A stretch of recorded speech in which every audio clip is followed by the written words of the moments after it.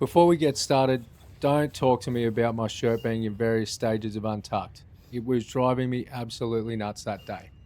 Anyway, let's talk about one of the most important shots in golf, pitching from inside 100 meters. These are your scoring shots. On a par 5, this might be your chance to make birdie. On a par 4 where you've got yourself in trouble, this might be the shot that saves your par or stops a bogey becoming something much worse. And for me, it all comes down to having a few repeatable swings and knowing how far they go. We'll start at 60 meters. I've got my 56-degree wedge. Ball position is roughly center of my stance, and my feet are only about 2 club heads apart. From here, my main focus is using my chest and body rotation to drive the swing. I'm not trying to manufacture a heap of wrist hinge on the way back. I keep my grip pressure fairly light and let the weight and momentum of the club naturally create some wrist set. For me, this is basically my 3/4 wedge swing. You can think about wedge distances like a clock face. Here, my lead arm gets to roughly 10 o'clock. Then I just want to maintain a nice, smooth tempo. A good little tempo thought, Coca-Cola.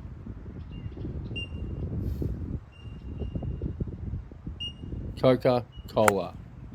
Nellie Corder's dad taught her that one growing up, and if you've seen her swing, it's probably worth stealing. My head stays pretty quiet and I'm not trying to smash the ball. It's just a smooth backswing and then rotate through. From down the line, you'll see exactly what I'm rehearsing in the practice swing.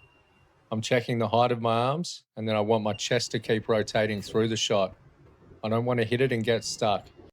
You'll see my trail foot naturally coming up as I finish. That's a good indication for me that I've actually rotated through rather than just throwing my hands at it. You can also start experimenting with trajectory. One simple feel I use is the height of my finish. If I let my hands finish higher, I'm generally trying to produce a higher flight. If I finish a little lower, I'm looking for something more penetrating. That's a feel rather than a hard and fast rule.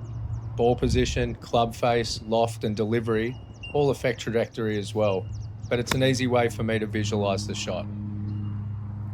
Now we're at about 50 meters. The idea doesn't really change. Same setup, same tempo, same focus on using my chest. I just make the swing smaller. On my clock system, I'm now thinking about getting my lead arm to around 9 o'clock. And this is where practice becomes really important. You want to work out what these different swing lengths do with each wedge in your bag. Maybe your 9 o'clock 56 goes one distance, your 9 o'clock 52 goes another, your 10 o'clock 56 gives you another number again. Suddenly, instead of standing over a 60-meter shot thinking, how hard do I need to hit this? You've already got a shot for it. It also gives you options. Need to carry a bunker and stop it quickly? You might choose more loft. Got plenty of green and want something lower? You can experiment with less loft and a different trajectory. The goal is to build yourself a little wedge matrix like this one. And finally, the dreaded 40-meter wedge. Personally, I find this one harder, and it's one of the reasons I'd often rather leave myself a little more distance coming into a green. Now my lead arm is only getting to around 8 o'clock. It's a short swing, so for me it feels like there's less room for error and less time to build rhythm. If I need to hit this one higher, I can open the club face a little.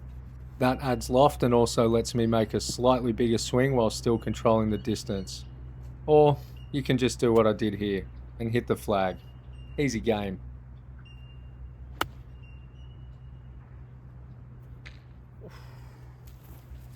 Once you've got your basic technique, the important part is actually drilling your numbers. Take every wedge you use from these distances and hit your different clock positions. 8 o'clock, 9 o'clock, 10 o'clock. Work out your carry distance for each combination and write them down. Eventually you build a matrix of shots that you can take straight onto the golf course. So remember, the big takeaways. Smooth tempo. Let your chest and rotation drive the swing. Keep rotating through the ball. Don't get stuck. Control distance with repeatable swing lengths rather than just guessing how hard to hit it. And most importantly, get out there and actually learn your numbers. I reckon this might even become the next month's Fairways Optional challenge. Get out there, give it a crack, let me know how you go.